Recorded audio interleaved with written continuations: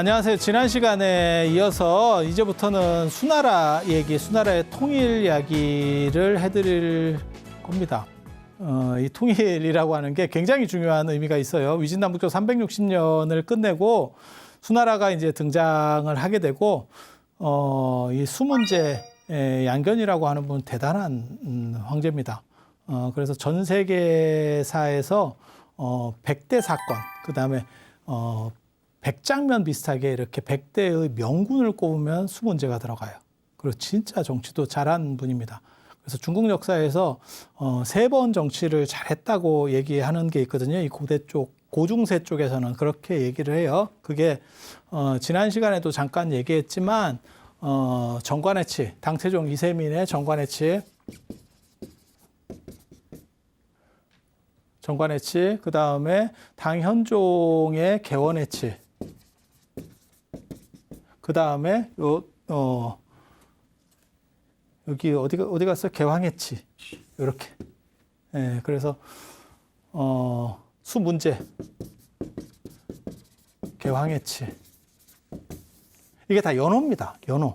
그래서 수문제, 그 다음에 당태종, 당현종. 현종은 양귀비 전까지는 무진장 정치 잘한 사람이에요. 무진장 정치 잘한 사람.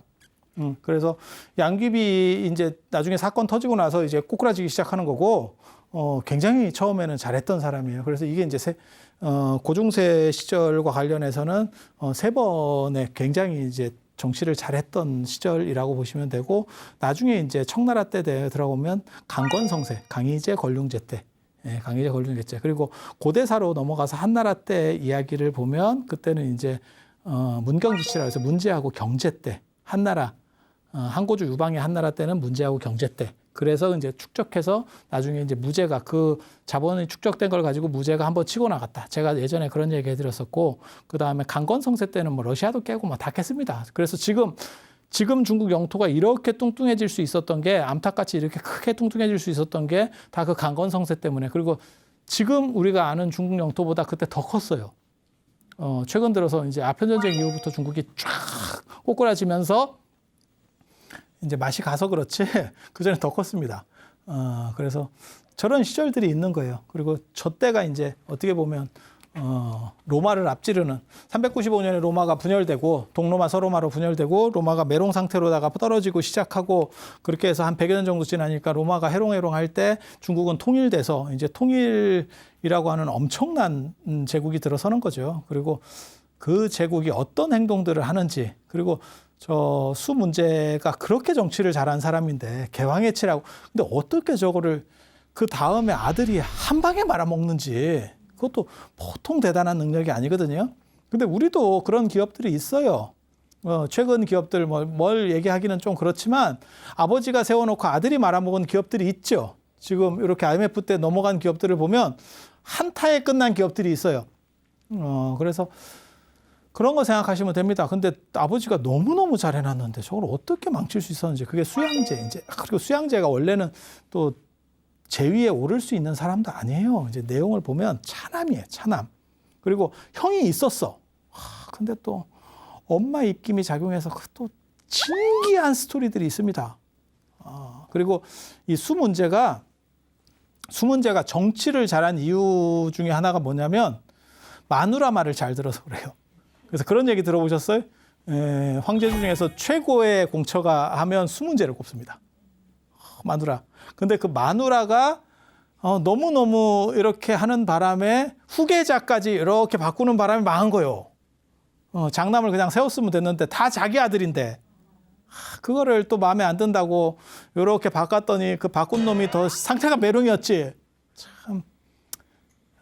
참 알다가도 모를 일에 세상 일이라는 게. 그래서 이 통일과 관련된 이야기, 그리고 이 수문제가 왜 불교를 이렇게 이제 지원을 하게 되는지, 그리고 수양제와 관련해서는 또 이제 천태종 얘기가 나옵니다.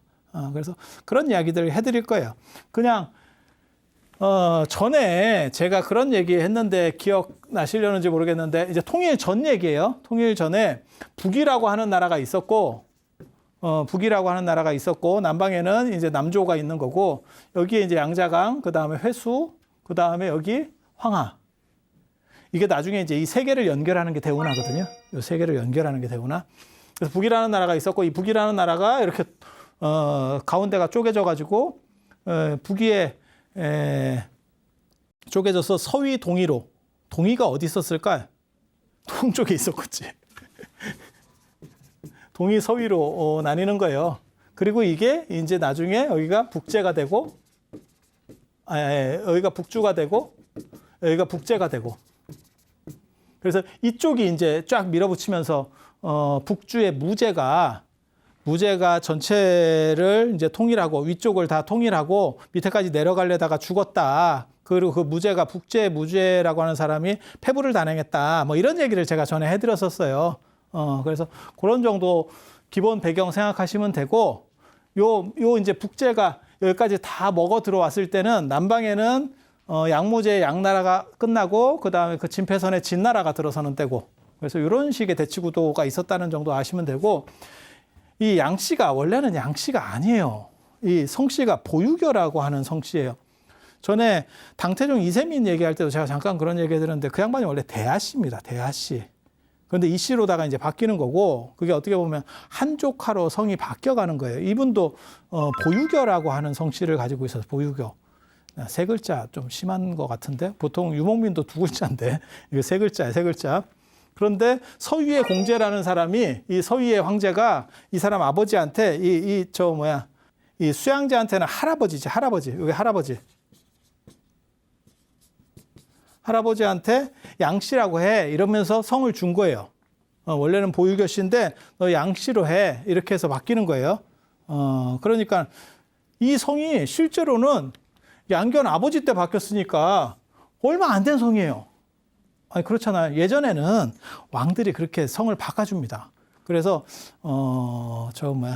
왕씨 있잖아요. 고려의 왕씨. 그러면 자기가 마음에 들면 신하를 너는 국성으로 해 이러면 왕씨예요. 그때부터. 그렇게 해서 성씨들이 계속 집단이 커져. 편입 왕씨지. 그 사람들이 이제 편입 왕씨. 전통 왕씨가 아니고 편입 왕씨지. 이런 식으로 해서 커진다고. 그래서 그런 일들이 많이 있었는데 여기는 양씨를 줬다는 거예요. 양씨를. 그래서 이 사람들의 왜 이 얘기를 하냐면 이 양반들의 출신 성분이 유목민 계열이다. 이 얘기를 하고 싶어서 하는 거예요. 그래서 수나라, 당나라는 유목민 왕조예요. 유목민 왕조의 특징이 뭐냐면 한족 우월주의라는 게 별로 없습니다. 그렇지 뭐 자기가 한족이 아닌데 뭐. 그리고 이 이민족들에 대해서 약간 이렇게 평등 정책 같은 걸 씁니다. 그게 나라가 잘 되는 이유예요, 사실은. 근데 이제 양견이 어떻게 등장을 하냐면, 양견이라는 사람이 전에 제가 얘기했었는데 기억나시는지 모르겠는데 어렸을 때 이름이 나라연이에요. 나라연. 나라연 금강, 밀접 금강 이래가지고 금강 역사. 우리 그 석굴암 같은 데 보면 좌우에 금강 역사 있잖아요. 들어가는데 거기서 원래 원판 핵심 금강 역사가 나라연이에요. 나라연. 그래서 나라연이라고 하는 거는 엄청나게 단단하고 세다. 금강 역사라고 하는 분들이 어떻게 보면 문직이 비슷한 거기도 하고, 그다음에 무력적으로 코끼리의 100만 배, 유가백상의 100만 배의 힘을 가지고 있다. 뭐 이런 얘기들이 있어. 그냥 인도에서. 그래서 그런 이름을 어렸을 때 붙여줬다는 거는 귀한 아들이니까 죽지 말고 튼튼하게 잘 자라라. 그리고 이 사람이 원래부터 불교적 배경이 있었는갑다라는 정도를 이해할 수 있죠. 그리고 커서는 천자보살이라고, 이 양반이 이제 황제가 되고 난 뒤에 천자보살이라는 명칭을 들을 정도로 굉장히 잘 불교적으로는 굉장히 중요한 인물이에요. 그리고 불교를 이제 이렇게 진흥을 하는데 되게 재밌는 게 이 양반이 원래 수왕이었었어요. 수왕. 이제 황제가 되기 전에, 황제 찬탈하기 전에는 수왕이었어요. 근데 여기에 원래 이 숫자가 아니고 이렇게 책받침이 있어요. 책받침이 있는 숫자예요. 저게 이제 가다라는 뜻이거든요. 그래서 나라가 저게 골로 가는 게 아니냐. 이래가지고 자기가 황제가 됐을 때 저걸 글자를 빼요. 이해가 되시죠? 요게 약간 불길하다 해서 뺐는데 이게 이걸 뺄 게 아니었지. 아들을 뺐어야지. 글자만 빼서 될 일이 아니었던 거야. 참 그게 한치를 못 내다본다니까. 전에 그런 얘기 했었잖아요. 저 수 문제에 양견하고 많이 비유되는 게 진시황이거든요. 사실은 진시황. 통일제국을 오랜 분열기를 통일한 왕이고 그다음에 업적도 엄청나게 대단한 업적들을 만들었어요. 그런데 진시황 같은 경우는 약간 폭군 이미지가 강력하고 이 수문제 같은 경우 시호부터가 문제요. 이 문자 잘 안 써주거든. 문자를 쓴다는 거는 굉장히 정치 잘했다는 뜻이에요. 그러니까 아들은 양제요. 이게 햇빛이 비쳐서 다 말려 죽인다는 뜻이에요. 그러니까 조진다는 뜻입니다. 이게 참, 단어 선택 잘하지. 조진다 이런 거 싼 표현을 이렇게 거침없이 끄집어내잖아. 근데 그러니까 아주 악랄하게 싹 조져버렸다 이런 뜻이에요. 굉장히 나쁜 뜻입니다. 이게.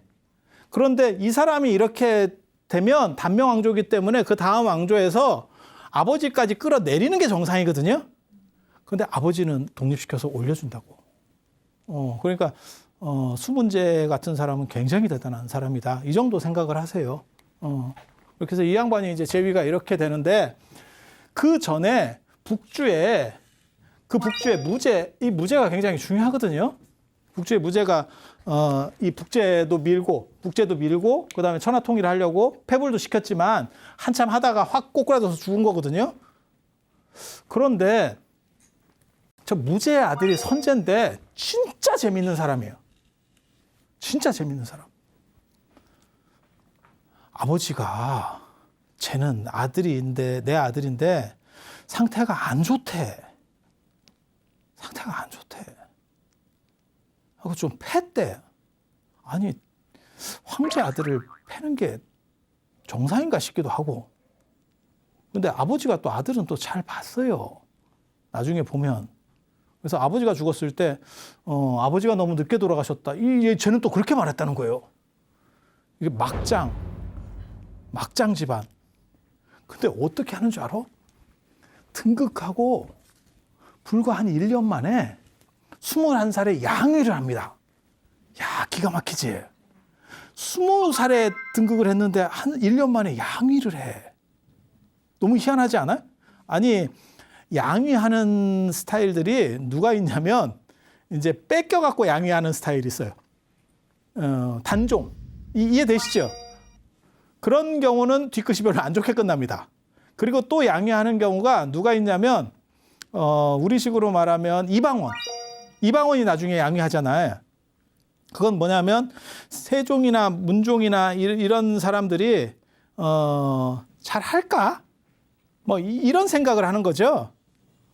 그렇게 해가지고 세종이 잘 할까? 이래서 자기가 이제 물러나서 제가 하는 걸 보겠다라는 거잖아요.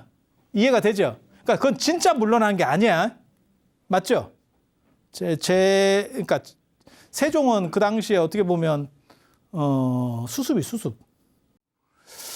그렇게 해서 가는 경우가 있고 또 한 경우는 뭐가 있냐면 양위하는 경우가 우리나라로 얘기하면 진흥왕, 법흥왕 같은 경우들도 있어요. 그분들은 이제 내가 할 만큼 했으니까 나는 물러나서 내가 수행을 하겠다. 내 일을 정리하겠다. 그래서 그분들은 출가하고 이제 자기 삶을 사는 거예요. 근데 내가 이거 뭐 충분히 다 했고, 그러니까 기업으로 얘기하면 그런 거죠. 내가 이제 원래 기업 회장이었는데 아들한테 물려주고도 이방원 같이 내가 이제 계속 보면서 수업을 하겠다도 있고 이게 가능하잖아요.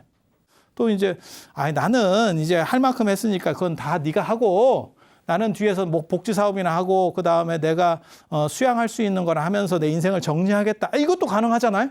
이것도 굉장히 멋있는 삶 아니에요? 이 양반이 양위한 건 21살에 양위하는 건 너무 좀 특이하지 않아요? 왜 양위했는지 알아요? 놀라고. 이 진짜 특이한 케이스예요. 이거 중국 사회도 이런 사람 없다. 놀라고 양위한 거야. 자기 아들 7살짜리한테 양위를 하고 자기는 뭐 하냐면 황후를 5명을 두고 그러니까 황제가 돼서 도장 찍는 데 노는 거에 걸리적거리는 거야. 이해가 돼? 그러니까 완전히 24시간을 난 놀기 위해서 양위를 하는 거야. 근데 자기 아들이 7살이야.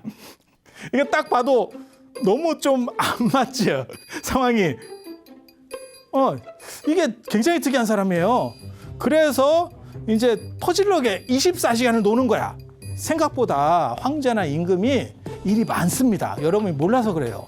그러니까 우리가 그런 얘기 하잖아요. 아무것도 안 해도 지위가 어느 정도 되면 도장 찍는 데만 시간이 걸려요. 내가 결제해야 되는 것, 그러니까 이만큼씩 올라온다니까요.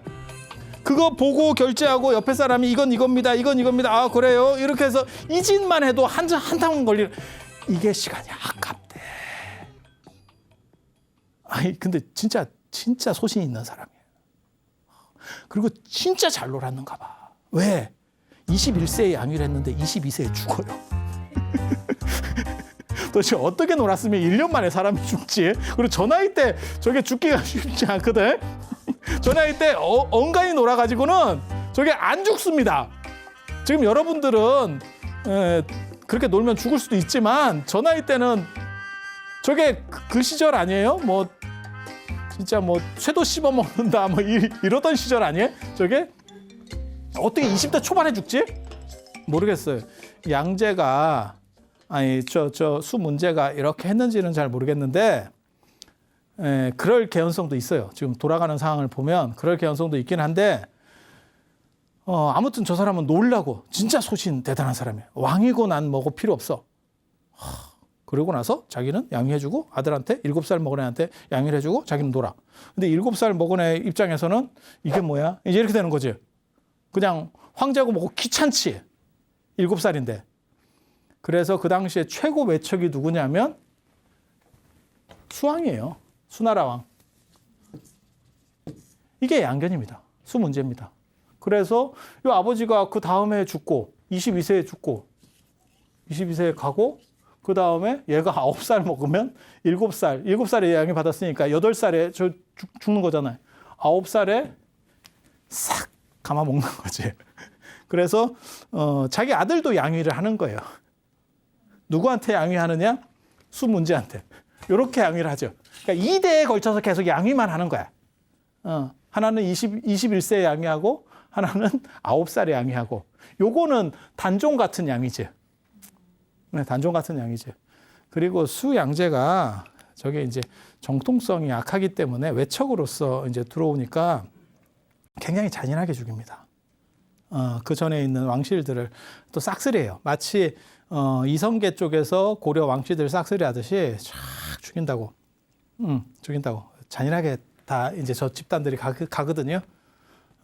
그렇게 해서 581년에 양위를 받고 그 다음에 그 사람들을 그렇게 기존에 있었던 권력층들하고 그 다음에 저 황실 세력들을 다 죽이니까 황족들을 죽이니까 사람들이 불만이 많죠. 위험하니까 야 저거 어떻게 좀 뒤집어야 되는 거 아니야? 이런 생각들을 한다고요. 자기는 정통성이 없으니까 일단 죽이는데 그때 어떤 일을 하면 이걸 면할 수 있냐면 언제나 똑같아요. 계엄령을 선포하고 전쟁을 하면 돼요.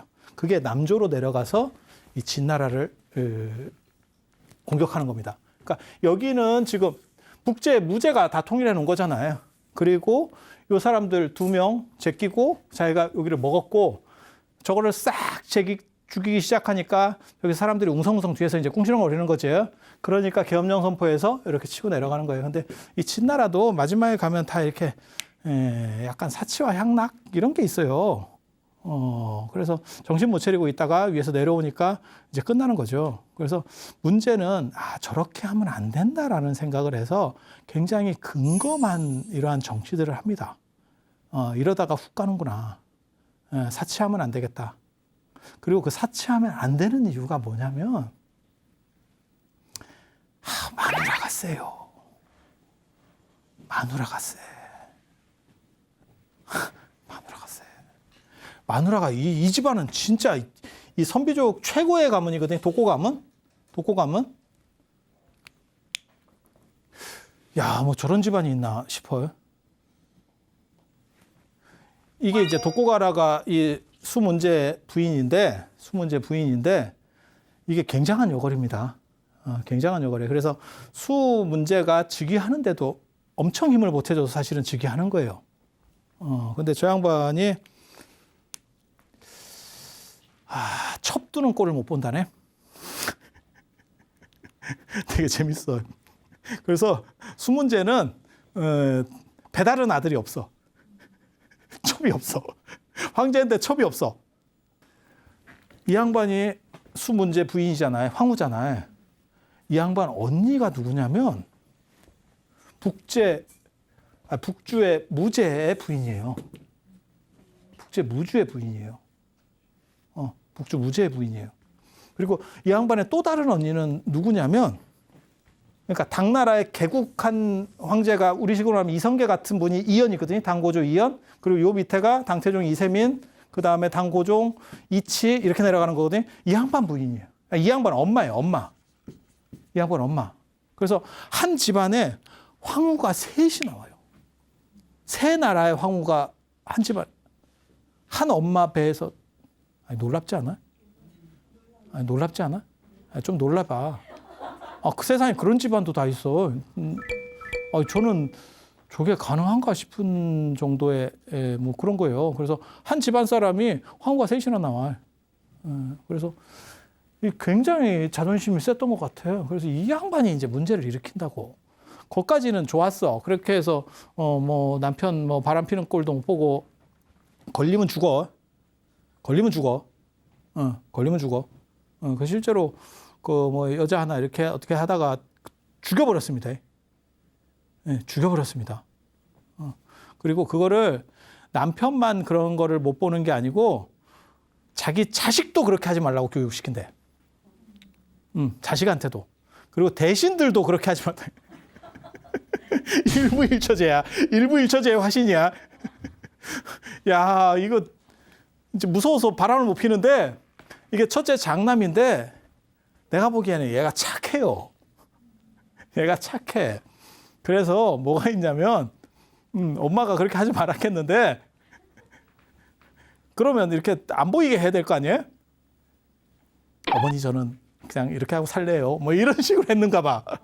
그래서 태자에 세워졌다가 잘립니다. 너 그러면 그런 식으로 할 거면 태자 잘려. 그렇게 해서 둘째가 나중에 수양제가 되는 양광이 올라오는 거예요. 이거 진짜 아이러니하지. 오히려 얘가 낫다니까. 얘는 솔직한 캐릭터고 얘는 철저하게 이중적 캐릭터예요.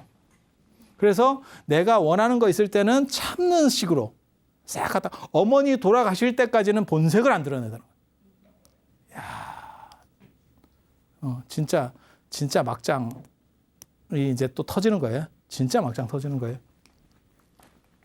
그래서 양제가 결국은 황제가 되는데 그 황제 되는 것도 보면 저게 또 이제 막판에 가면 아버지가 이렇게 딱 상태를 보니까 양제가 쟤는 안 되겠대.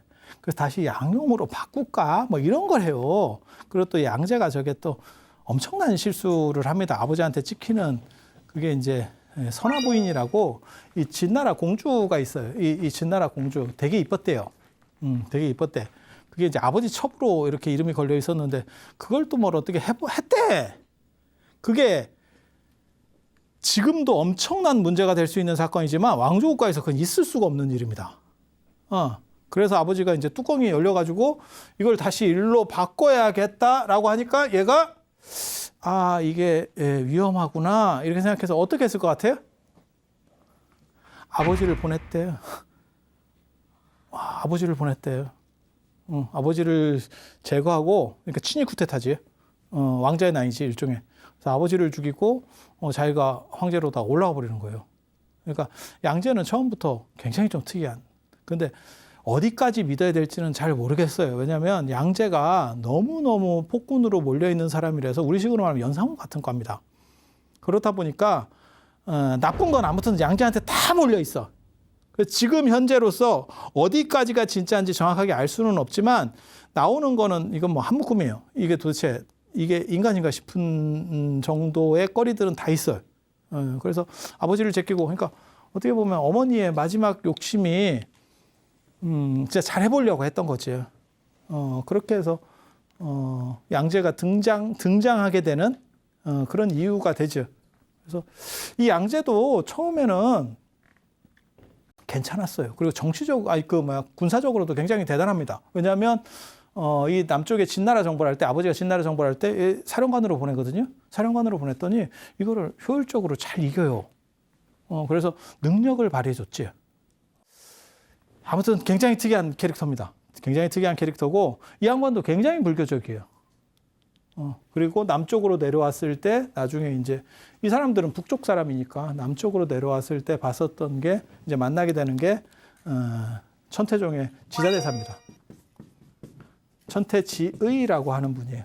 지의라고 하는. 그래서 그렇게 인연이 되는 이게 이제 천태종이 나중에 수나라에서 어떻게 보면 가장 잘 나가는 불교 종파가 될 수 있었던 이유입니다. 수문제가 개황해치를 통해서 여러 가지 업적들을 쌓는데 기본적인 거는 근검절약이에요. 사치를 금지하고 근검절약하는 걸 했었고 그 다음에 과거제를 도입합니다. 이게 어떻게 보면 이 양반의 최대 업적 중에 하나예요. 그리고 대운하 시작. 대운하는 진짜 필요한 사업이었어요. 대운하는 진짜 필요한 사업이었어요.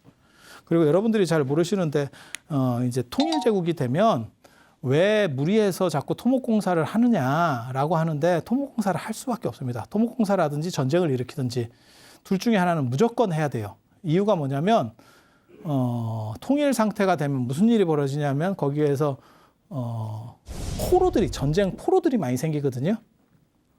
그 사람들을 집에다가 다 고향으로 돌아가서 농사 지으세요. 고향에 돌아가면 전쟁터에서 수십 년씩 있었던 사람들이 있잖아요. 농사 지으면서 만족이 안 됩니다. 전쟁터에서 어떻게 보면 방탕하고 자기 꼴리는 대로 살았던 사람들이거든요. 약탈도 하고 이게.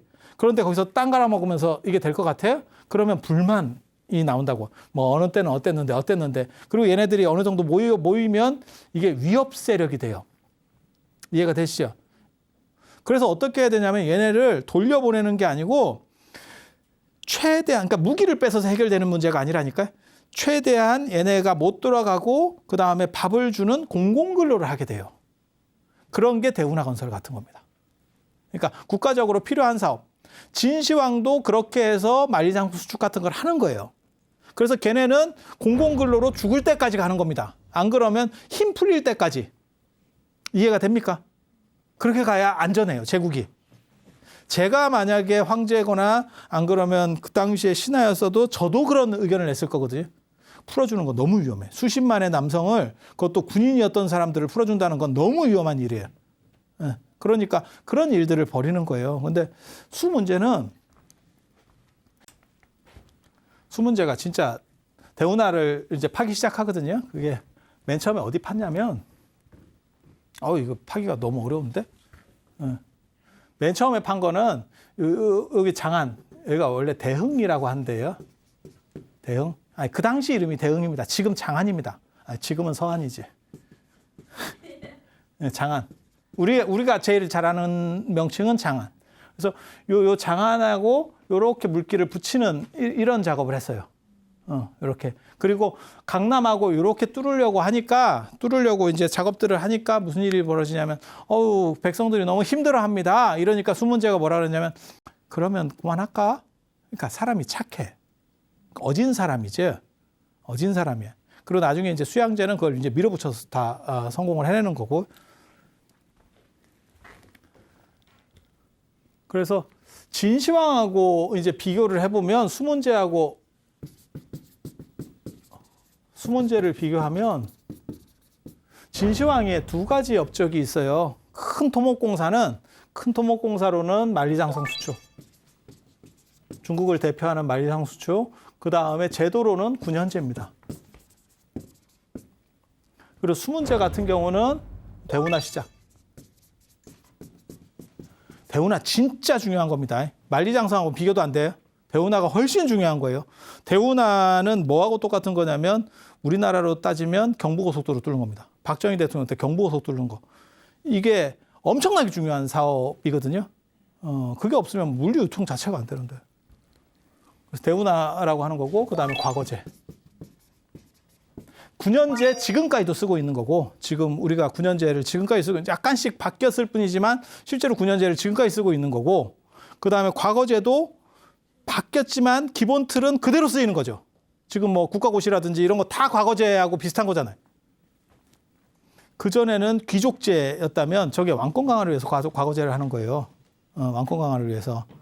그래서 귀족들이 있으면 자기도 귀족으로 해서 이렇게 날로 먹었던 상황이기 때문에 그 귀족의 힘을 약화시키고 왕에게 과거 시험을 봐서 뽑힌 사람은 왕을 위해서 충성할 수밖에 없다니까요. 신분 자체가 뛰어난 사람이 아니에요. 이 사람은 그냥 머리가 좋은 사람이지. 그래서 왕이 너 이렇게 위로 올라와 이렇게 해서 뽑아주면 그 사람들은 왕에게 충성하는 거예요. 그래서 왕 세력을 강화시키고 황제권을 강화시키고 귀족 세력을 누르기 위해서 과거제를 만드는 건데 이 과거제가 무진장 대단한 제도인데 저것 때문에 사실은 불교가 골로 갑니다.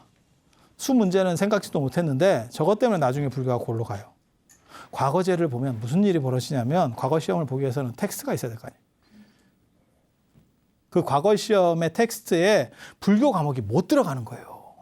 귀족제면 어떻게 되냐면 귀족은 시험을 볼 필요가 없어요. 그 지분에 의해서 내가 어떤 벼슬을 사는 거예요. 우리 집안의 크기에 사이즈에 맞춰서. 이거는 이런 식으로 가는 제도라고 보시면 되고 이런 상황에서는 내가 오래도록 잘 살고 그다음에 내 집단이 무너지지 않아야 되는 어떠한 이익 집단 같은 걸 구성하고 있는 거예요. 재벌들도 지금 현재 마찬가지입니다. 자기네들끼리 사돈 뭐 중혼 뭐 이렇게 계속 그렇게 해서 자기네들 이익 집단을 만들어가는 거거든요. 이런 귀족 세력을 강화하기 위해서는 거기에 어떠한 너네는 뭔가 특별해라고 했을 때 종교가 영향을 미칠 수 있는 거고 그게 불교라고 하는 부분이 있어요. 근데 과거제 속에서는 야 시험을 봐야 되는데 시험 텍스트가 유교 텍스트야. 왜냐하면 정치를 해야 되니까. 그럼 어떻게 되냐면 사람들이 다 그냥 그거부터 어렸을 때 공부하는 거예요. 특별히 배경 없는 사람들은. 그러니까 그게 어렸을 때 기본적으로 박혀버리잖아요. 그러면 거기에 또 나중에 이제 주자 같은 사람들은 불교를 씹거든요. 중간중간에 계속 씹어 넣거든요. 그러면 그것만 계속 보고 있으면 불교는 상태 매롱. 이렇게 계속 나오는 거예요. 그게 어렸을 때 세뇌되면, 그러니까 저는 그 얘기를 동의해요. 사실은 유럽이나 이런 데서는 어렸을 때 부모가 종교 선택해 주는 게 잘못됐다라고 생각하거든요. 아기들이나 어린 아이들은 판단력이 없어요. 그래서 부모라고 하는 믿을 수 있는 사람이 선택해 주는 거에 대해서 우선권을 가집니다. 그리고 그게 몇 번 반복되면 거기에 대해서 불합리성을 느끼지 못해요. 이게 이제 쇠뇌 작용이거든요. 북한만 세뇌되는 게 아니에요. 부모에 대해서 세뇌됩니다. 사실은. 그런데 그러한 비슷한 간접 세뇌가 유교 경전을 통해서 이루어질 수 있는 거죠. 그게 불교가 나중에 밀리는 거예요. 그래서 주자학이라든가 이런 것들이 나중에 남성시대 때 주자학이나 이런 것들이 무서운 이유 중에 하나가 뭐냐면 주자는 평생 동안 뭘 했냐면 과거 시험 보는 책의 텍스트에 주석서를 쓴 거예요. 그러니까 우리식으로 말하면 참고서. 우리도 그런 거 있었어요. 절대적인 참고서가 있었어요. 우리 어렸을 때 뭐 수학이면 수학의 정석 뭐 이런 것들이 있거든요. 딱 봐야 되는 책들. 그거를 내가 쓰는 거야. 그럼 무슨 일이 벌어지겠어요? 나는 안 무너지지. 그리고 내가 생각했던 것들을 거기다 인입시켜 놓으면 그걸 보는 사람들은 자기도 모르게 세뇌돼요. 그러면서 불교가 뭔지 판단하고 나서 싫은 게 아니고 무조건 싫은 거야. 지금 기독교도 불교를 비판할 때 보면 그런 식이거든요. 불교에 뭐가 아니에요 라고 하는 게 아니고 그냥 쟤네는 무조건 아니에요. 이렇게. 그게 쇠뇌 현상에서 나타나는 거거든요. 비슷해요. 이게 과거제 때문에 이제 나중에 불교가 무너질 수밖에 없는 게 나중에는 이제 점점 중국이라는 나라가 과거제 비율이 커지고 이 귀족제 비율이 점점 줄어들거든요. 우리도 그렇거든요. 고려시대 때까지만 해도 귀족제 비율이 컸다가 조선시대 내려가면 귀족제라기보다는 과거제 비율이 훨씬 커지죠. 수나라 문제의 과거제라고 하는 게 굉장히 획기적인 제도였긴 하지만 그리고 타당한 제도였었어요. 하지만 불교를 자기도 모르게 골로 보내는 상황들이 벌어져요. 종교를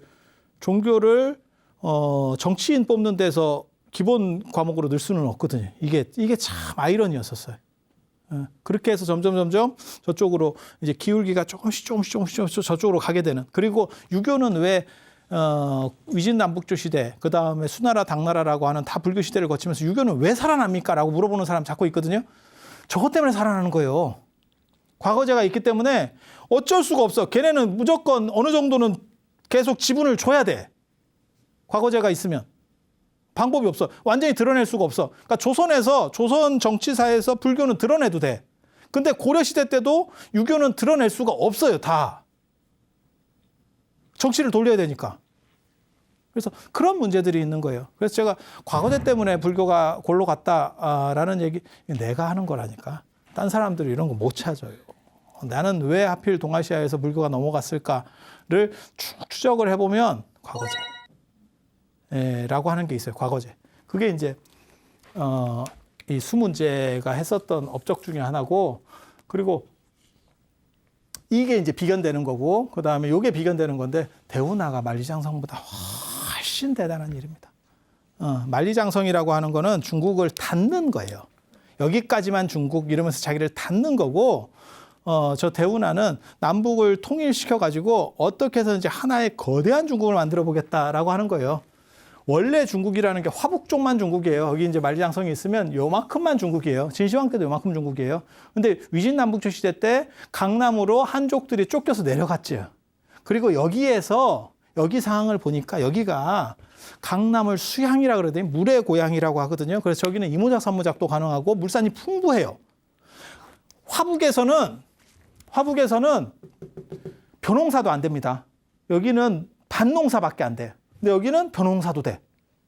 그렇게 해서 여기는 물산이 많고 경제력이 좋아. 그러니까 그거를 처음에는 잘 몰랐거든. 저기는 오랑캐 땅이라고, 옛날에는 여기가 중국이라고 생각했을 때는 여기를 오랑캐 땅이라고 생각했는데, 알고 보니까 여기가 돈이 되는 땅이지. 그리고 한족 문화는, 한족은 쫓겨가지고 동진시대부터 쫓겨가지고 여기가 오히려 한족의 중심이 된 거예요. 그래서 이거를 어떻게 해서든지 끌어올려서 땡겨서 써야겠다라는 생각이 있는 거예요. 그게 항주에서부터 낙양까지를 연결하는 대운하입니다. 그래서 요거는 무조건 필요한 거예요. 그래서 세 개의 강을 연결하는 거예요. 황하하고, 그 다음에 중간에 있는 회수하고, 그 다음에 양장을 연결하는. 그리고 이걸 나중에 북경까지도 연결을 시켜요. 그래서 경항대운하라고 해요. 경은 우리도 경 이러면 강경선 이러면 강릉하고 경주, 그러니까 그 서울, 이렇게 경이라는 게 서울이라는 뜻이잖아요. 그래서 얘네도 경항 이러면 경은 북경이고 항은 항주예요. 항은 항주. 그래서 이런 식으로 두 개의 운하가 나오는 거예요. 이렇게 하나 꺾어지고, 그 다음에 나중에 이렇게 올라가는 운하도 하나 생기고, 이렇게. 그래서 낙양까지 연결시키는 저게 이제 대운하 건설이고, 저거를 누가 완성을 시키냐면 수양제가 합니다. 수양제 진짜 밀어붙이는 능력은 진짜 대단하다. 저 사람이 어떻게 저런 식의 사고를 했는지는 잘 모르겠어요. 왜? 저 운하건설이라고 하는 거를 불과 8년 만에 다 끝냈는데, 불가사의한 일이에요. 불가사의한 일. 저도 처음에 저 운하를 처음 봤을 때, 저게 진짠가 싶은 정도였었어요. 거의 강입니다. 촌놈이 볼 땐 강입니다. 내가 중국에 처음 갔는데 이 운하 처음 보고 굉장히 놀랐잖아. 근데 진짜 운하가 커요. 그렇게 클 수밖에 없는 게 뭐냐면, 저 대운하 건설은 너무너무 중요하고 다 좋은데 한 가지 문제가 있어. 수양제가 강남으로 뱃놀이를 하려고 갔어. 뱃놀이를 하려고 저 운하를 그냥 물류 유통을 위해서 아버지처럼 그렇게 뚫었으면 됐는데, 뱃놀이를 구경 가려고 한 거야. 구경 가려고 하다 보니까 임금이 황제가 타는 배를 용주라고 해요. 용주.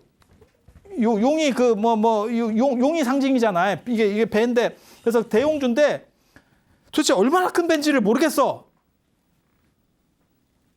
기록에 나오면 200척이에요. 200척이면 배 길이가 얼마냐면 500m예요. 아무도 안 놀래네? 아무도 안 놀래네? 나 어디까지가 진짜인지 잘 모르겠는데 기록에 그렇게 나와. 500척이야, 500척. 200척. 200척이면 500m야. 500m. 길이가 500m.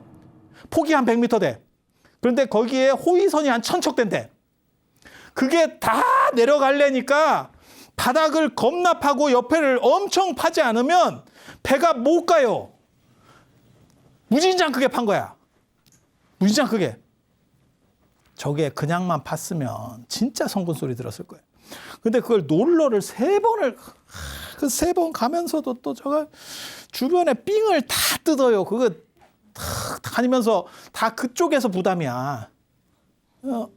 가지고 저게 이제 밀란이 일어나는 이유 중에 하나거든요. 갖고 세금 갖고 안 돼요 이러니까 그러면 내년치 세금도 내 이래가지고 막 땡겨가지고 뭐 그렇게 한다는 거예요. 그리고 이것만 했으면 그나마 다행인데 뭔 놈 문어발식 사업을 벌려요 이게. 그래서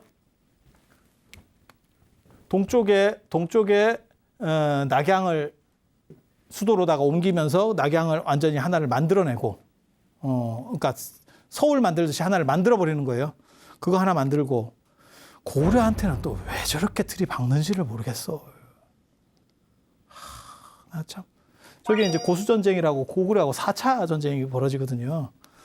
거기다 또 들여박지. 만리장성을 왜 고쳐? 니네가 유목민인데 유목민의 기상을 해갖고 이렇게 틀 생각을 해야지. 만리장성 고치는데도 엄청난 인력들이지. 대운하 건설, 고구려에 갖다 박지. 그 다음에 새로 수도를 하나 만들어. 이 4개를 동시에 벌려. 딱 들어봐도 안 될 것 같지? 그래서 나라가 망하는 거예요. 하나만 해도 휘청휘청 하는데. 근데 되게 재밌어요. 고수전쟁이 나중에 70년 동안 싸우거든요. 고구려 망할 때까지 싸우니까. 1차 전쟁이 598년에 벌어지는데 수 문제가 벌린 전쟁입니다. 기가 막혀. 나 저거 보면 너무너무 대단해. 수 문제가 천하를 통일하고 나서 천하를 언제 통일하냐면 봐봐. 581년에 제위에 올라갔지만 실제로 통일하는 거는 589년에 천하를 통일하거든요. 통일하고 나서 598년에 지금 이게 전쟁이 벌어지잖아요. 그러니까는 통일하고 나서 뭔 얘기를 했냐면 야 이제 옆에 찌부락찌들이 이제 꾸버 이렇게 한 거예요. 야 너네 이제 내가 진정한 패자니까 너네 이제 좀 이렇게 해라. 야 이거 진짜 대단하다. 고구려 영양왕이 1만 명을 데리고 와서 선제 공격합니다. 꾸부라고 했더니 1만 명을 동원해서 기병을 데리고 와서 공격을 해버렸어. 그러니까 수 문제가 뚜껑이 날아가요. 그래서 30만을 동원했다고. 30만을 동원했다가 이제 박살이 나죠. 그게 고구려는 언제나 쓰는 전법이 있어요. 그거 아주 진기한 거예요. 뭐 다른 거 없어. 그냥 겨울이 올 때까지 기다리면 만주 벌판에 영하 40도 쾌속 냉동으로 조져버린다는 거예요. 30만, 뭐 100만 다 필요 없어. 많이 올수록 더 골치 아파져. 왜? 보급이 끊기니까. 그래서 저게 깨지는 거예요. 그래서 이런 진기한 이야기들 고구려는 그때만 해도 기상이 엄청나게 좋아요. 그러니까 지금으로 말하면 미국이 뭐라고 했더니 그러면 한번 해보든가. 북한이구나. 그거는 북한이구나. 그래서 그런 기상이 있었어요. 그리고 저 깨버리는 거예요. 근데 이제 고구려가 이제 실패하는 이유는 뭐냐면 70년 동안 전쟁을 하니까 못 버팁니다. 이게 아무리 세도 어떻게 70년을 전쟁을 해. 그러면 나라가 거덜이 나겠지. 뭐 한두 번 싸울 수는 있어요. 하지만 70년 전쟁. 결국 고구려 끝날 때까지 전쟁하는 거잖아요. 그래서 오늘 사실 뭐 고수전쟁 이런 얘기를 좀 해드리고 싶었지만 거기까지는 다 못하고 대운하 건설 정도 어느 정도까지 얘기하고 그 다음에 수양제 나중에 몰락하는 문제. 그래서 수나라 끝나고 그 다음에 천태종 이제 발흥하는 이야기들 그런 이야기들은 다음 시간에 제가 이어서 해드릴 수 있도록 그렇게 하겠습니다. 개인적으로는 이렇게 생각을 해보면 북다로드라고 하는 이름을 잘못 지은 것 같기도 하고 저는 아라비안 나이트 같기도 하고 진짜 오래 갑니다. 아마 이렇게 가서 어느 세월에 우리나라까지 다 가겠나 싶은 생각이 들 정도로 계속 가고만 있습니다. 제가 개인적으로 사실 말씀을 드려야 될 거는 지난 시간에 사실 수나라의 어느 정도 틀을 끝냈어야 되는데 그게 잘 안 됐어요. 그리고 어떤 분은 그렇게 말씀을 하시더라고요. 그냥 좀 핵심만 딱 요약해서 하면 되는 거 아니냐. 그러면 논문을 봐. 논문을 왜 교양 프로를 보면서 그런 얘기를 해? 그럼 논문을 봐야지. 제가 논문을 또 얼마나 많이 쓰는데 제가 우리나라 인문학자 전체를 통틀어서 논문을 제일 많이 쓰는 사람인데 그래서 그렇게 얘기해야 될 부분이 있고 사실 여기에는 사실을 어떻게 전달하느냐의 이야기가 뿐만이 아니고 그 관련된 이야기들을 복합적으로 하면서 그러니까 스토리를 꾸려 나갈 수밖에 없어요. 그게 왜 그러냐면 이제 다 어느 정도 이상 현역이 아니거든요. 들으시는 분들도 현역이 아닙니다. 현역을 넘어서 예비군도 끝나고 민방위도 끝나고 지금 이거 다 이제 인생이 거의 끝나는 마당인데 이거를 뭐 서머리 하듯이 이렇게 딱 정리해서 그런 공부할 상황이 아니에요. 그리고 그런 공부 했다가 망합니다. 그 학교에서도 그런 공부 좀 하면 망하는 시절인데요. 그래서 이야기거리는 많고 저도 답답합니다. 그래서 수나라 이야기를 조금 더 할 거예요. 그리고 천태종 이야기 또 해야 됩니다. 천태종도 굉장히 중요하거든요. 천태지자대사가 중국 불교 어떻게 보면 시원을 열었던 마치 애플의 스티브 잡스 같은 그러한 식의 인물이에요. 그래서 지자대사에 대한 이야기도 사실 할 게 굉장히 많고 이 수나라라고 하는 게 저기 지금 뒤에 보시면 칠판을 우리가 새로 만들었잖아요. 깊은 뜻이 있어요. 이게 지금 가장 중요한 주제를 써놨잖아요. 370년 만에 통일이 됐어요. 위진남북조라고 하는 아주 기나긴 분열 시절이 있었고 그러니까 유럽 생각하시면 돼요. 지금 유럽 같은 데를 나폴레옹 같은 사람이 나와서 싹쓸이를 했다라고 보시면 돼요. 그게 그 방식으로 갈 거냐 안 그러면 다시 쪼개질 거냐의 기로에 있는 거예요. 유럽은 결국은 다 쪼개졌죠. 그러니까 로마라고 하는 강력한 게 있었고 한번 쪼개지고 난 뒤에는 다시는 뭐 이렇게 통합돼 있지 않죠.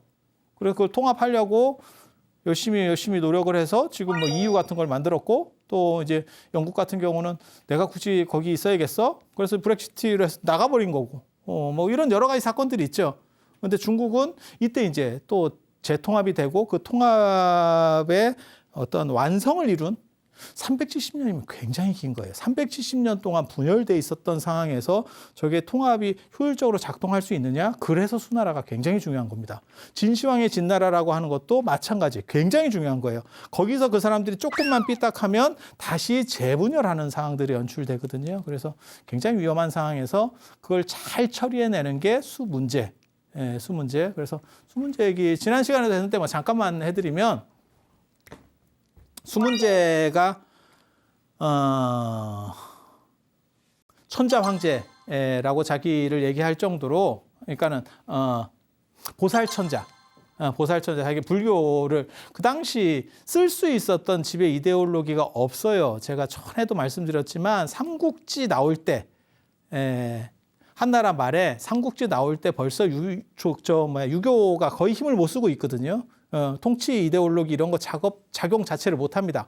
그래서 그 다음에 유교가 안 되니까 위진남북조 시대 때 현학이라고 하는 그런 이제 노자 장자 주역 같은 것들이 유행을 했었고 그다음에 불교가 이제 힘을 받고 있는 그런 상황이고 그래서 이때만 하더라도 선택권이 불교밖에 없어요. 그래서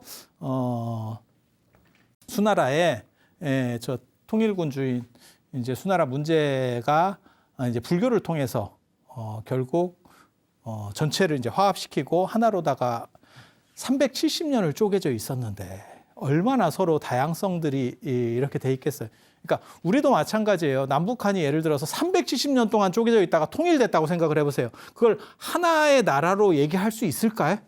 지금 벌써 한 반세기 정도 지금 쪼개져 있으니까 벌써 상황들이 좀 많이 달라졌잖아요. 근데 몇백 년을 쪼개져 있으면 야 이게 같은 나라 맞아?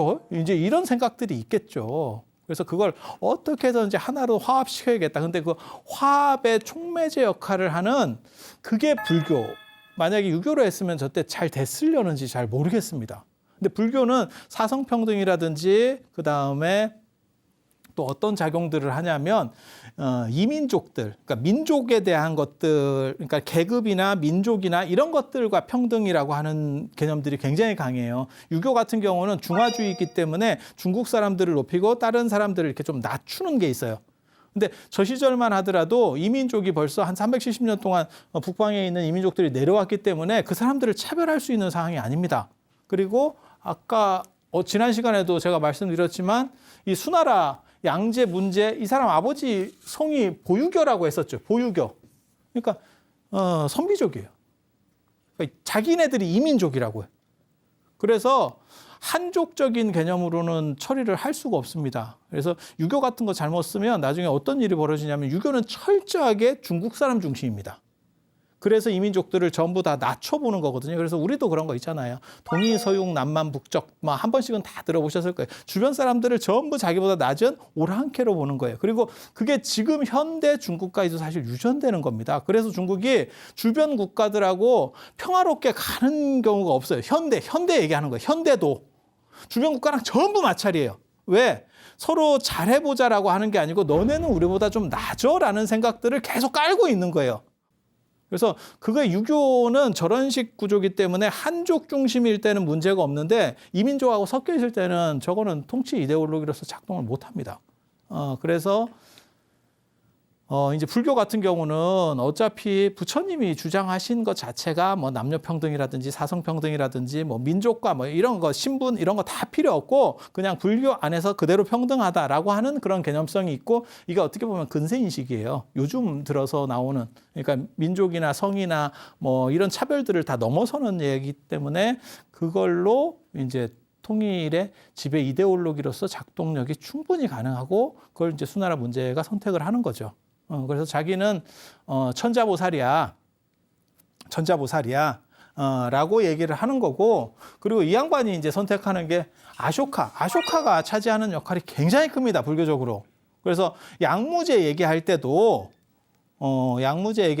양무제가 추구했었던 이 이상적 모델이 사실은 아쇼카왕이에요. 아쇼카왕.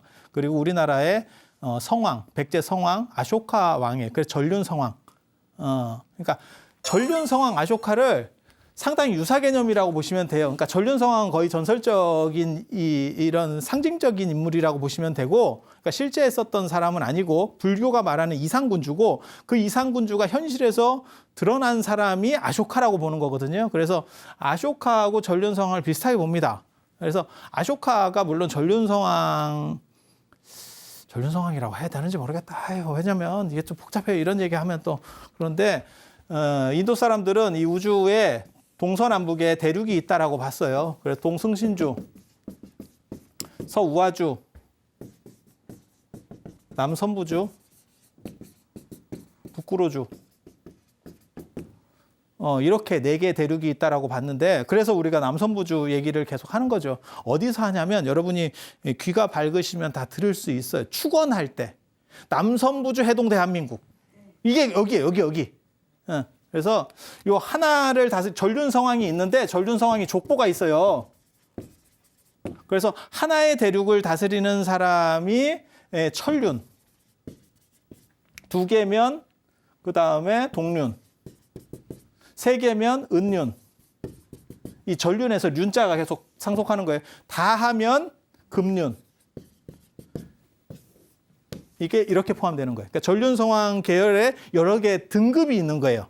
그러니까 우리도 그런 거 있잖아요. 카드 이렇게 다 발급받으면 실버도 있고 골드도 있고 플래티늄도 있고 그다음에 플래티늄보다 더 높은 거 뭐 이상한 거 겁나 연회비 비싼 거 뭐 이런 거 있거든요. 그래서 그런 거 생각하시면 돼요. 그래서 같은 카드 아닙니까?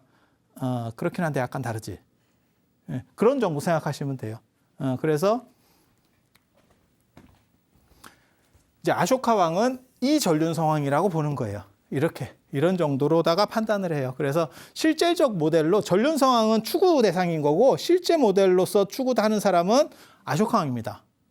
그래서 전륜 성왕에 대한 추구는 저 시절에 다 했어요. 우리나라도 신라의 진흥왕도 그렇고 그다음에 진평왕도 그렇고 그리고 선덕여왕도 저런 전륜 성왕을 추구해. 나중에 이제 우리나라에서 다시 또 얘기할 거예요. 한국에 대한 이야기를 할 때 할 거고, 그다음 백제 성왕도 그런 거였었고, 그다음에 그게 중국에서 가장 영향력을 끼친 사람은 그런 틀을 제시하는 데서 끼친 사람은 양무제라고 하는 분이고, 양무제가 그런 식으로 사실 정치를 굉장히 잘했기 때문에 그 영향력이나 파급 효과가 굉장히 커요. 그래서 수문제 입장에서는 그걸 또 이제 좀 닮아가는, 앞에서 잘한 사람이 있으면 아무래도 영향을 받게 마련이거든요. 그래서 뭐 하는 거냐면 사리를 갖다가 전국에다가 이렇게 사리를 모시는 그런 절을 지어가지고 사리탑 만들고 이런 행동들을 합니다. 수문제도. 그래서 아쇼카하고 비슷한 걸 해요. 그래서 저런 작업들을 하면서 그게 불교가 이제 지배 이데올로기다라고 하는 걸 보여주는 것도 있고, 저 앞에 뭐가 있었냐면 제가 중국 불교사 얘기할 때 저 앞에 뭐 얘기했냐면 북제무주의 패불, 북제무주의 패불이라는 게 있었거든요. 그래서 그때 이제 그 패불 난 거를 다 복구시켜주면서 민심을 얻는 거죠. 그러니까 불교가 세력이 굉장히 강력할 때 정치력에 의해서 그게 무너진 거예요. 무너졌는데 그거를 내가 복구시켜 줄게라고 하면 그걸 믿고 있었던 사람들은 지지가 올라가겠죠. 그냥 생각을 해보면. 그래서 저 양반이 수문제가 전에도 말씀드렸지만 제대로 왕이 된 사람이 아니고 자기 외척이었다가 어떻게 보면 자기 외손자 거 이렇게 호로록 짭짭 해가지고 저 때는 뭐 다 저렇게 하니까 자기 입장에서는 이게 조금 정당성의 문제가 되거든요.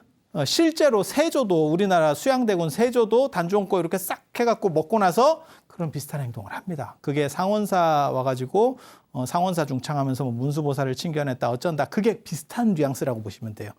그러니까 왕이 정통성이 약할 때 속리산 법주사 있는 쪽 가가지고는 정의품성, 자연이 나를 인정해줬다. 나무가 쉽게 말해서 자연이 내가 임금이라는 걸 인정을 해줬기 때문에 가지를 들었다. 그게 정의품성이에요. 우리나라 기록에 남아있는 최초의 어용소나무. 어용소나무. 그 상징하는 게 굉장히 대단해요. 그래서 그렇게 되는 거고, 상원사에 와서는 문수보살이 인정을 해줬다. 이렇게 받는 거죠. 그리고 거기 상원사 권선문이라는 데 보면 뭐라고 나오냐면 우리 임금이 1000명을 받아서 임금이 됐다. 이렇게. 그러니까 유교적인 거, 불교적인 거, 자연적인 거를 다 해서 내가 왕이야. 그 얘기를 하고 싶은 거예요. 이 양반은 그렇지 않겠어요? 비슷한 거죠. 비슷한 거죠. 그래서 수문제가 굉장히 잘했어요. 그런데 단명왕조 셋 중에 하나라더라. 수나라 38년. 3대 단명왕조라고 하거든요. 진나라, 이게 진시황의 진나라 14년. 그 다음에 서진이라는 나라가 있었어요. 서진 아세요?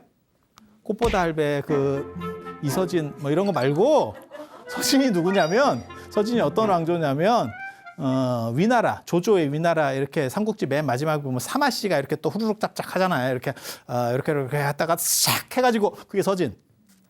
서진도 얼마 못 갔어요. 그래서 저걸 이제 3대 단명왕조라고 하거든요. 그런데 사실 알고 보면 수나라가 제일 짧죠. 어떻게 보면. 수나라가 어떻게 보면 제일 짧아요. 왜냐하면 서진도 짧기는 한데 서진 나중에 뭐 동진하고도 연결돼서 이렇게 좀 가는 부분이 있고, 그 다음에 진시황의 진나라 같은 경우는 진나라 굉장히 오래 갔다가 통일되고 망했다는 거지. 그러니까 뭐하고 똑같은 거냐면 신라가 계속 나라가 왔다가 통일되고 나라가 꼬꾸라졌어요. 그거는 사실 별로 아쉬울 게 없죠. 그래서 약간 달라요. 수나라가 어떻게 보면 최고 단명 왕조고 370년 만에 통일을 하니까 중국이라고 하는 땅덩어리가 3개입니다. 만리장성이라고 하는 게 있고, 이 밖에 유목민들, 그 다음에 황하, 그 다음에 여기 양자강, 그 다음에 여기 회수, 이 회수까지를 대충 이렇게 치면 여기를 화북, 강북이라고 하는 화북, 여기가 이제 싸이 선생님께서 말씀하셨던 강남, 여기 강남 스타일, 이렇게 땅값 비싼데 이렇게. 실제로는 여기가 주류거든요. 근데 위진 남북조 시대 때 얘네가 내려왔단 말이에요. 그리고 여기에 있는 한족들은 쫓겨서 도망가서 여기 동진, 저 서진 다음에 들어서는 동진 왕조가 쫓겨서 내려갔단 말이에요. 그래서 여기서 수백 년 동안 있다 보니까 여기가 어떻게 보면 한족 같이 된 거예요. 그래서 그 전에는 원래 중국이 요만했는데 위진 남북조 370년이 끝나고 나니까 중국이 이만한 중국이에요.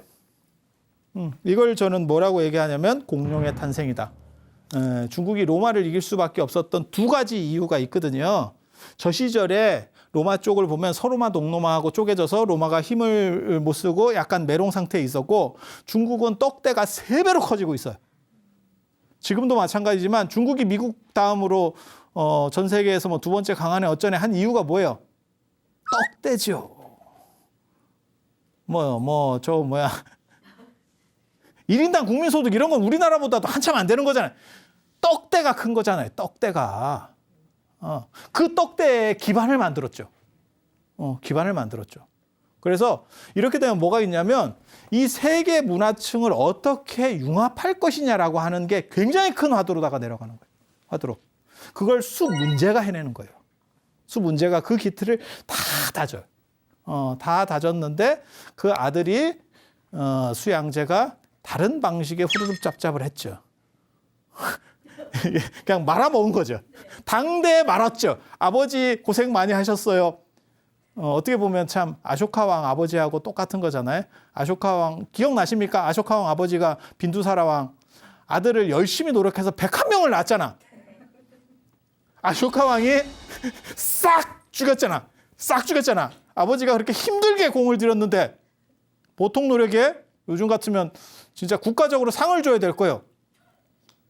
지금 우리나라가 저기 0.84인데 합계 출생률이 지금 0.8 나라가 없어진다 하는데 101명을 낳았어요. 야, 개도 그만큼 못 낳겠다. 그런데 그렇게 힘들게 아버지가 위협을 쌓았는데 싹 양제 비슷합니다.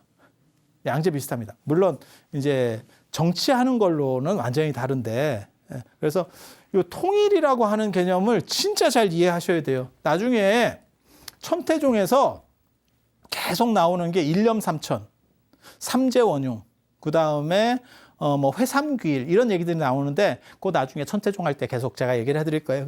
삼이 하나가 된다라고 하는 개념을 자꾸 얘기해요. 근데 이걸 저는 뭐라고 해석하냐면 이게 이 셋을 하나로 뭉친다라고 하는 그 개념이라고 보시면 돼요. 그러니까 우리도 지금 마찬가지예요. 우리도 맨날 단일민족 어쩌고저쩌고 저희 어렸을 때만 해도 그런 거 있었고 뭐 살색 어쩌고저쩌고 하다가 지금은 그런 게 이제 다 무너지는 세상이 됐잖아요. 그렇게 하면 나라가 너무 힘들어져요. 그러니까 살색을 살구색으로 바꾸고 단일민족 신화는 없었다. 이제 이렇게 얘기하는 상황이 됐죠. 아니 맞잖아요. 그렇게 바뀐 거예요. 아직도 단일 민족이에요. 이렇게 생각을 하면 오래된 사람들, 화석처럼 gat혀 있는 분들인 거고 지금 시절이 그렇게 바뀐 거예요. 정부에서 계속 그렇게 계몽을 하려고 하는 거예요. 왜냐하면 외국인 들어오시는 분도 많고 거기 이제 이렇게 결혼을 해가지고 다문화라고 하는 부분들이 있기 때문에 거기서 갈등이 생기면 나라가 나중에 골치 아파집니다. 그래서 그런 것들은 이제 쉴드를 다 치기 시작하는 건데 여기도 마찬가지예요. 저걸 분열시키는 게 아니고 어떻게 하나로 할 것이냐. 그래서 천태종에서 이 얘기를 계속 했기 때문에 결국 뭐냐. 천태종이 수나라의 어떤 지배 이데올로기, 불교 중에서도 지배 이데올로기를 주류가 될 수 있었던 이유가 사실은 저런 게 있는 거예요. 그리고 진시황하고 수 문제하고 비견이 돼요. 수문제 굉장히 정치 잘한 사람이고 진시황은 약간 나쁜 놈처럼 되어 있는데 실제로는 진시황도 굉장히 대단한 사람입니다.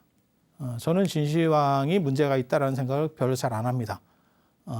그건 이제 나중에 너무 씹혀서 사실은 저렇게 되는 건데 수문제는 사실 안 씹혀요. 나라가 단명하고 망하면 그 다음 왕조에 의해서 계속 씹히게 돼 있거든요. 그런데도 안 씹히는 게 양제가 다 씹혀주기 때문에 자기 아들이 저 진짜 재밌게 인생 3분이거든요. 또 들어보면 굉장히 재밌습니다. 이게 저 진기한 캐릭터거든. 그래서 그쪽 약을 다 욕을 다 먹어주기 때문에 수문제는 제가 얘기했잖아요. 전 세계 100대의 인물을 꼽으면 역사를 바꾼 100대 인물을 꼽으면 수문제가 들어간다고. 서양에서도 그렇게 넣어줘요. 그렇게 대단한 게 수문제예요. 이 수문제가 했었던 두 가지 사업 그게 대운하 건설. 대운하 시작만 했어요. 지난번에도 말씀드렸지만 시작만 했어요. 다 안 했어요. 완료한 거는 양제. 그래서 문제는 뭐였냐면 요 황하하고 이 회수를 관통해야 되고 양장을 관통해서 물류 유통을 하려고 했던 거예요. 이건 굉장히 합리적인 생각이에요. 무조건 해야 되는 일이었고. 그래서 그거 추진했었고 또 하나가 과거제. 지금 뭐 관료 선발 우리도 지금도 쓰고 있죠. 비슷한 과거제라는 이름은 안 쓰지만 뭐 공무원 선발 뭐 이렇게 하듯이 저렇게 되면 귀족들의 세력이 약화되고 당신 입장에서는 자기가 왕위의 정당성이 떨어지기 때문에 자기가 이제 바로 이렇게 자기 외손 잡고 후루룩 짭짭 해가지고 왔기 때문에 자기 입장에서는 자기 세력을 모아야 되죠. 귀족들한테는 설득력이 없죠. 야, 너만 귀족이냐? 네가 왜 황제냐? 이 얘기가 나오거든. 귀족들 사이에서는. 왜? 너랑 나랑 집안이 마찬가지 아니었어? 이런 사람들이 있어요. 그러니까 귀족 세력을 억누르고 왕을 중심으로 한 세력들을 모아야 되는데 그때 과거제. 과거제는 왕이 뽑아주면 돼요. 그러니까 신분이 미천해도 내가 저 사람을 뽑아주면 그러니까 머리로 뽑는 거죠. 뽑으면 그 사람은 그 왕에게 충성해요. 뽑아준 사람에게 충성해요.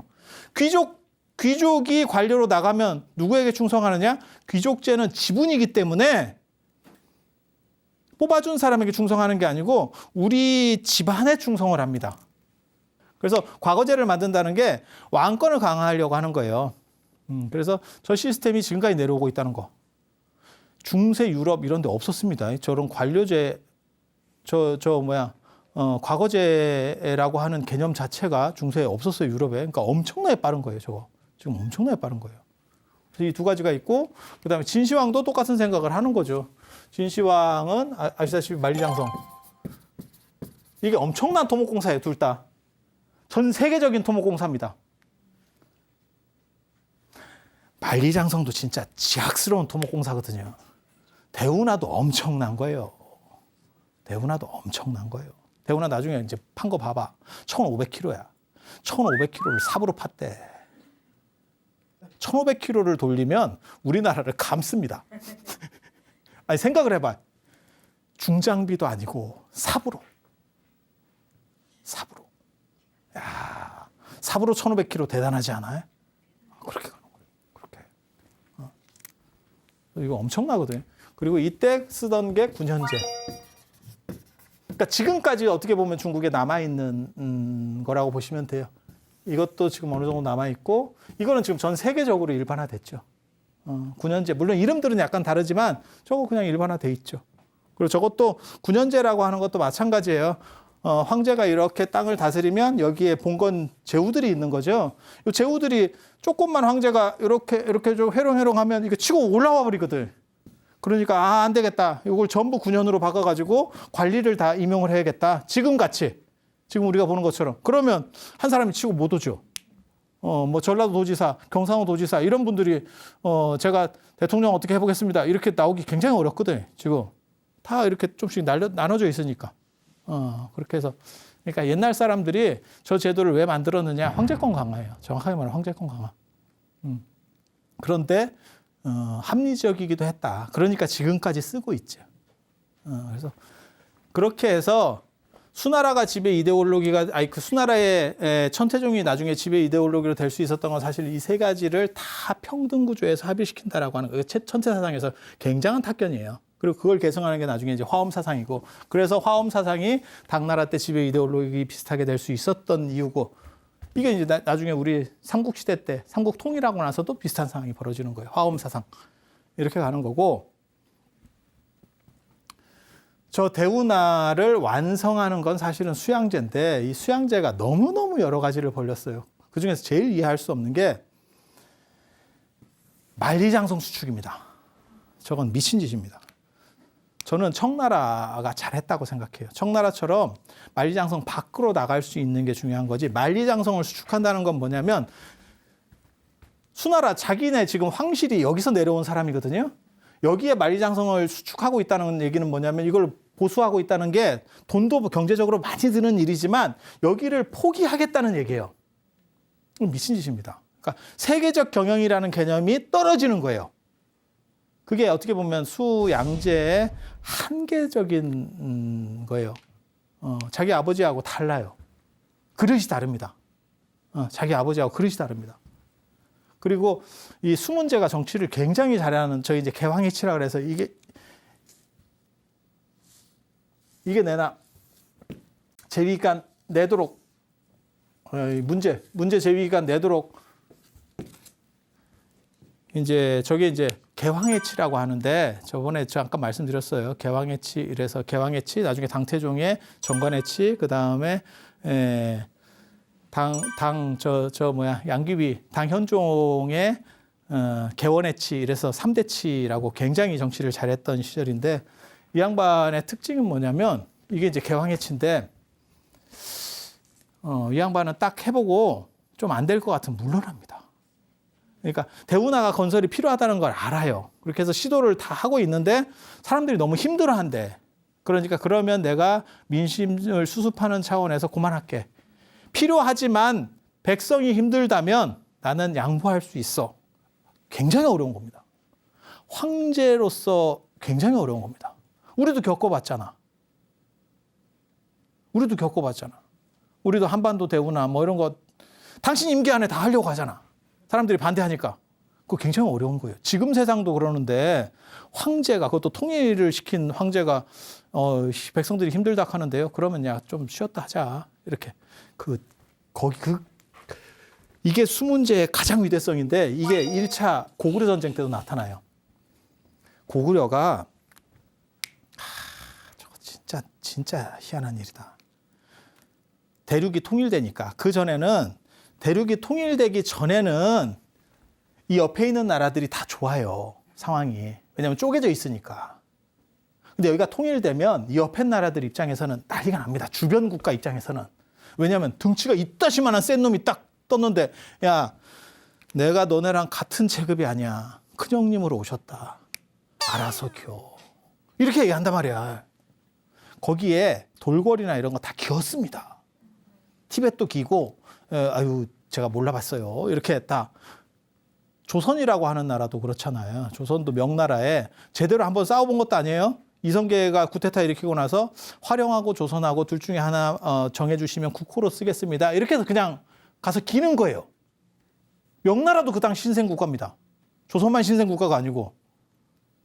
근데 고구려에도 그 얘기를 했지. 야, 좀 겨. 이랬더니 고구려 좀 다릅니다. 내가 왜 겨? 이거 굉장히 어려운 생각이에요. 아니, 지금으로 말하면 미국 같은 나라가 한국에 무역으로 뭐 이렇게 건 거예요. 야, 저번에 우리 한무 FTA 협정을 했는데 그게 좀 잘못된 것 같다. 다시 해야겠다. 그러니까 우리 어떻게 했어요? 그럼 다시 해야죠. 이렇게 다시 했잖아. 참았지.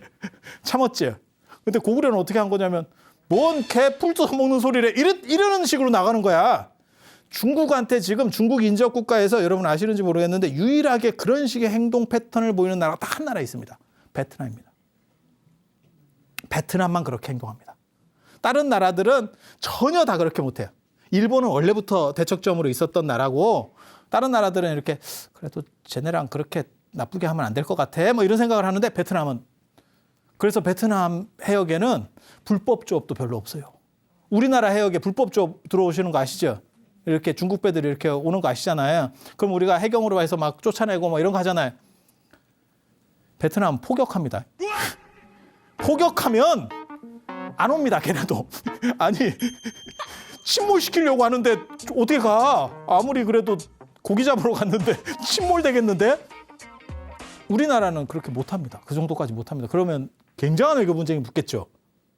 아니, 물고기 잡으러 갔다고 사람을 죽일 수는 없잖아. 그럼 그거 굉장히 재밌어요. 그런데 고구려는 그렇게 한 거죠. 그래서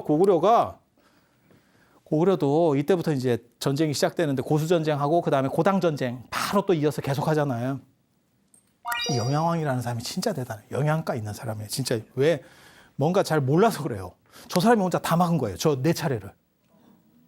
진짜 다 막은 거예요. 왜? 연개소문이 언제 등장하냐면 그 유명한 연개소문이 642년에 연개소문이 등장하니까 이 4차례까지는 연개소문 있지도 않을 때예요. 영양왕이 혼자서 다 막는 거예요. 머리 써가지고. 굉장한 군주인데 우리가 약간 역사에서 잘 안 다뤄지는 어떻게 보면 뭐 진흥왕이나 이런 사람들보다 더 강력한 군주였을 수도 있어요. 591년에 수문제가 30만을 동원해서 고구려 제가 지난 시간에 말씀드렸었는데 고구려가 그냥 저거 한 것도 아니고 1만을 동원해서 돌궐기병 1만 이렇게 꼬디어 와가지고 선빵을 날립니다. 수나라가 야, 좀 알아서 기어야 되는 거 아니냐? 이랬더니 선빵을 날려버렸어. 야, 참 저걸 어떻게 받아들여야 될지. 그러니까 이제 맞으니까 수나라 입장에서는 자존심이 상하는 거지. 저 깜도 안 되는 것 같은 게. 그래서 수문제가 저 양반은 워낙 대단한 황제니까 30만을 동원해서 친정을 나간 거예요. 친정을 나가서 들이박았는데 고구려가 기가 막힌 게 있어요. 기가 막힌 전법, 그 청야전법이라고 하는 기가 막힌 전법. 그냥 고구려에 두 가지 이점이 있습니다. 고구려에 두 가지 이점. 이제 여기 요하라고 하는 데가 있거든요. 요하라고 하는 데가 수 문제가 뭐라고 그랬냐면 우리가 양자강도 건넜는데 요하가 양자강보다 크다고 생각하냐 이랬다는 거예요. 너네 한 따까리 진짜 한다. 이렇게 했다는 거예요. 그런데 영양왕이 웃기고 있네. 이래갖고 먼저 선빵을 날렸거든. 일만으로. 그러니까 야씨 뭐 이런 놈들이 다 있어? 이렇게 해서 30만으로 끌고 갔는데 이게 두 가지가 있어요. 이 요하를 건널 때 여기가 약간 늪지대라는 거예요. 강폭은 그렇게까지 저 양자강만큼 크지는 않은데 이것도 굉장히 큰 강입니다. 한강 이런 거하고는 비교가 안 돼요. 큰데 뭐 양자강이나 그런 급 정도까지는 안 돼도 상당히 큰데 거기에 늪지가 많다는 거예요. 근데 늪지를 건너면 이게 상당히 힘들다고요. 그러면 하루에 10km 이런 얘기가 나오거든요. 20살 먹은 애들이 하루에 10km밖에 못 갈 정도면 진짜 힘든 겁니다. 군인이잖아, 군인. 군인이잖아. 그렇게 해서 1차로 진이 빠지고 그리고 여기에 성이 고구려 보면 여기에 성이 쭉 있어요. 여기 신성, 뭐 계모성, 그 다음에 무슨 여기가 이제 그 요동성, 그 다음에 나중에 저 양만춘 나왔던 안시성, 요동성, 안시성, 그 다음에 여기 맨 끝에 있는 게 비사성이에요. 비사성. 쭉 성을 저렇게 지을 수밖에 없는 거는 얘네가 이쪽으로 쳐들어오니까. 당연히 성으로 쫙 이렇게 만든 거죠. 이걸 연결시킨 건 아니고 이렇게 점으로 쭉 뭐 백암성 뭐 이래가지고 쭉 이렇게 있거든요. 거기에 어떻게 하는 거냐면 모든 밖에 있는 것들을 싸그리 없애버리고 불질러서 싹 없애고 그 다음에 우물 같은 데다 독 풀고 못 마시게 하고 성 안으로 전부 물량과 사람들과 가축을 전부 끌고 들어가서 한겨울까지 버틴다. 그러면 만주에 영하 40도 쾌속 냉동이 해결해 준대. 그러니까 애들이 언대 얼고 밥을 못 먹어요. 이게 수송이 너무 기니까 약간 끊어지는 거예요. 보급이 끊어져요. 그래갖고 춥고 배고프고 손발이 얼어서 이렇게 뭐 떨어지고 있어요. 잘라지고 있어요. 이럴 때 그때 나와서 이렇게 때리면 얘네들이 반 좀비 상태라서 그냥 건드리면 죽는데요. 그걸 당한 거예요. 수문제가. 저걸 당했는데 수문제가 진짜 그릇이 큰 사람이에요.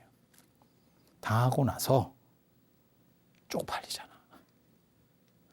아니 같은 체급에 맞았으면 들 쪽팔린데 뭐하고 똑같은 거냐면 중이한테 야 너네들 그렇게 하면 되겠어 이러다가 두드려 맞았어. 우리가 말도 못하고 쪽팔리잖아. 이게 수문제하고 수양제의 차이입니다. 수양제는 거기서 쪽팔리니까 그 다음에 군대를 또 일으켜. 수문제는 딱 한 번 해보고 쪽팔리더라도 이거는 중지하는 게 맞겠다라고 생각을 하는 거예요. 저거는 승패가 쉽게 나올 수 있을 것 같지 않아. 그냥 내가 한 몸이 쪽팔리는 게 백성들을 위해서 진짜 성군이죠. 똑같은 캐릭터가 누구한테도 나오냐면 나중에 당태종도 그래요. 당태종도 고구려 이제 당나라 나중에 들어설 때 딱 보면 들어서고 당태종도 굉장히 영웅적 기질이 있고 자기가 통일시키는 거의 어떻게 보면 나라 뒤집은 사람이거든요. 뒤집은 주역입니다. 주역. 실질적 주역. 나중에 이제 그 얘기 해드릴게요. 그런 상황에서 고구려한테 또 얘기를 했더니 고구려가 또 까불락까불락 거리는 거예요. 그러니까 에라이 씨 이러면서 갖다 박았거든. 그랬다가 그 유명하게 뭐 눈깔이 날아갔다는 둥 뭐 양만춘 얘기 나오잖아요. 안시성 그때가 안시성이잖아요. 이때 이제 나중에 수양제 110만 대군을 깨트리는 거는 이걸 막아내는 건 요동성. 그 다음에 당나라 때 그 당체종 이세민의 군대를 막아내는 게 안시성. 안시성. 그렇게 해서 눈깔이 빠따는 둥 뭐 이렇게 했는데 그때도 이세민은 퇴각하고 나서 다시 공격하지 마라 라고 얘기를 하거든요. 그러니까 그런 게 성군이에요. 그러니까 딱 해보고 쪽팔린 건 내 몸이 쪽팔린 거고 이거를 너무 집착을 해가지고 안 될 거를 계속 들이박으면 너무 힘들어진다는 거죠. 근데 그런 판단 진짜 어렵습니다. 내가 만약에 황제면 저런 판단을 할 수 있을까라는 생각. 왜? 내 쪽팔린 것보다 백성 피곤한 게 오히려 낫다라고 생각하는 거예요. 세상에 그런 게 어디 있습니까? 황제잖아. 대통령도 사실은 대통령하고 황제하고 급이 완전히 다른데도 대통령 사실 그런 판단하기가 쉽습니다. 내가 국민들이 약간 힘들어지더라도 내 가오가 무너지는 게 더 쪽팔린 거예요. 사람이 그렇게 판단하기가 쉽다니까. 그런데 차라리 내가 창피할지언정 그냥 이거는 중지하는 게 맞다. 그게 성군의 어떻게 보면 참 대단한 거죠. 대단한 거죠. 그런데 수양제는 그런 사람이 아니죠. 이제 감정을 한번 꽂히면 그냥 갖다 박는 거예요. 언제까지? 깰 때까지.